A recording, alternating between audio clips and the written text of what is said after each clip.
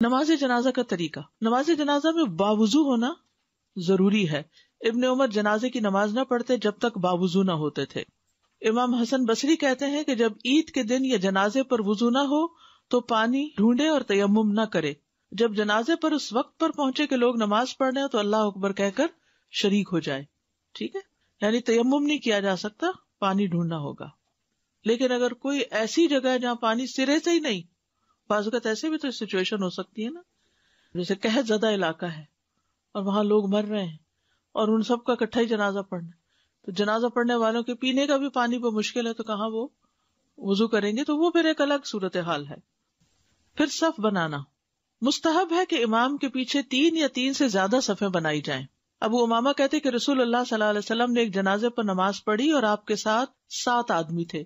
آپ نے 3 آدمیوں کی ایک صف بنا دی، 2 کی ایک صف اور 2 کی ایک صف. ٹھیک ہے، 3 2 2 یعنی 3 صفیں بنائی، کیونکہ صفوں کا اپنا اجر ہے.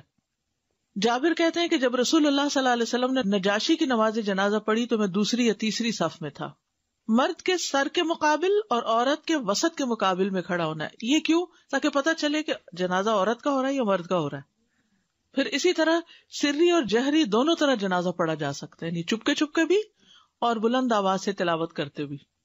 اور اس میں یہ ہے کہ جنازے کی نماز میں سنت یہ ہے کہ پہلی تکبیر کے بعد سورۃ الفاتحہ آہستہ پڑھے، پھر 3 تکبیریں کہے اور آخری تکبیر کے بعد سلام پھیر دے. اسی طرح ایک اور طریقہ ہے، ابن عباس کے پیچھے طلحہ نے نماز جنازہ پڑھا. انہوں نے سورۃ الفاتحہ اور ایک سورت پڑھی، یعنی خالی سورۃ الفاتحہ بھی ہو سکتی ہے اور فاتحہ اور سورت بھی، اور دونوں بلند آواز سے پڑھی حتیٰ کہ ہمیں سنائی دی.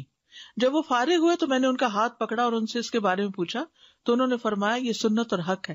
تو صحابہ جس کو سنت کہیں وہ پھر سنت ہوتی ہے. اسی طرح نماز جنازہ کی 4 تکبیریں ہیں.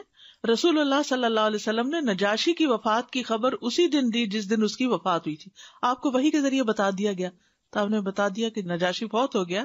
پھر آپ نماز پڑھنے کی جگہ گئے اور لوگوں کے ساتھ صف باندھ کر جنازے کی نماز میں 4 تکبیریں کہیں.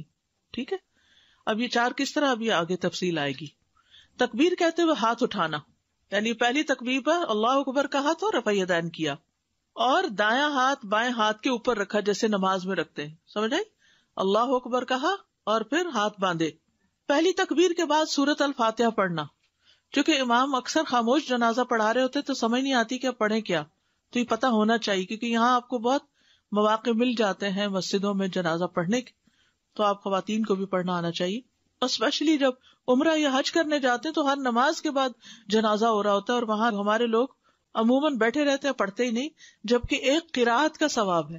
سوچئے احد پہاڑ اور چھوٹا سا پہاڑ نہیں ہے، کئی میل لمبا چوڑا ہے، تو اتنا ثواب ملتا ہے، تو بیٹھے رہنے نہیں چاہیے اور یہ سوچ کے پڑھنا چاہیے اللہ میں آج اس کا جنازہ پڑھوں تو میرے بھی جنازے کا بندوبست کر دینا. پھر اسی طرح یعنی پہلی تکبیر کے بعد کیا پڑھنا؟ سورۃ الفاتحہ پڑھنا. طلحہ بن عبداللہ سے روایت ہے کہ میں نے ابن عباس کے پیچھے جنازے کی نماز پڑھی، اس میں انہوں نے سورۃ الفاتحہ کی قرات فرمائی.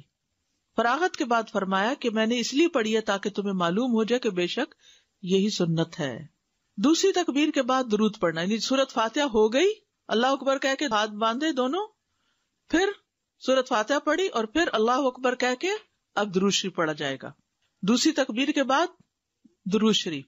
نبی صلی اللہ علیہ وسلم کے صحابہ میں سے ایک صحابی سے مروی ہے کہ نماز جنازہ میں مسنون یہ ہے کہ امام تکبیر کہے، پھر پہلی تکبیر کے بعد سری طور پر سورۃ فاتحہ پڑھے، پھر نبی صلی اللہ علیہ وسلم پر درود پڑھے، پھر ہاتھ اٹھائے اللہ اکبر. ابو ہریرہ بیان کرتے کہ میں نے رسول اللہ صلی اللہ علیہ وسلم کو فرماتے ہوئے سنا، جب تم کسی میت کا جنازہ پڑھو تو اس کے لیے اخلاص سے دعا کیا کرو. ٹھیک ہے، یہ تیسری تکبیر کے بعد دعا، وہ بھی یاد کر لیجئے. اور یاد کیے کا فائدہ یہ کہ ہم اپنے جو فوت شدگان ہیں ان کو بھی ذہن میں رکھ کے یہ دعا کر سکتے ہیں. یعنی میں نے اپنے والد کی وفات پر یہ دعا زبانی یاد کی تھی کہ جس وقت جہاں مجھے یاد آئے بیٹھے بیٹھے میں ان کے لیے دعا شروع کر دوں. اور پھر اس کا فائدہ یہ ہوا کہ جنازوں کی نماز جہاں پڑھنے کا موقع ملا وہاں پر ان سب کے لیے بھی جن کا جنازہ تھا دعا پڑھ لی. اور اخلاص سے کرنی چاہیے، یوں سمجھے جیسے ہمارا اپنا جنازہ پڑا ہوا ہے، تو ہم اپنے لیے اس وقت کیا چاہیں گے. اس میت کو اس وقت سب سے زیادہ دعا چاہیے. چوتھی تکبیر کے بعد ایک طرف سلام پھیرنا، ابو امامہ سے روایت ہے کہ نماز جنازہ میں سنت یہ ہے کہ پہلی تکبیر کے بعد سورۃ الفاتحہ آہستہ پڑھے، پھر 3 تکبیریں کہے اور آخری تکبیر کے بعد سلام پھیر دے۔ دونوں طرف بھی سلام پھیرا جا سکتا ہے، یعنی اس میں وسعت ہے۔ عبداللہ بن مسعود کہتے ہیں کہ 3 کام رسول اللہ صلی اللہ علیہ وسلم کیا کرتے تھے، لیکن لوگوں نے انہیں چھوڑ دیا۔ ان میں سے ایک نماز جنازہ میں عام نماز کی طرح سلام پھیرنا ہے، یعنی آخر میں سلام پھیرا جائے۔ 5 تکبیریں بھی مسنون ہیں، یعنی رسول اللہ صلی اللہ علیہ وسلم نے بعض اوقات 5 تکبیریں بھی پڑھی۔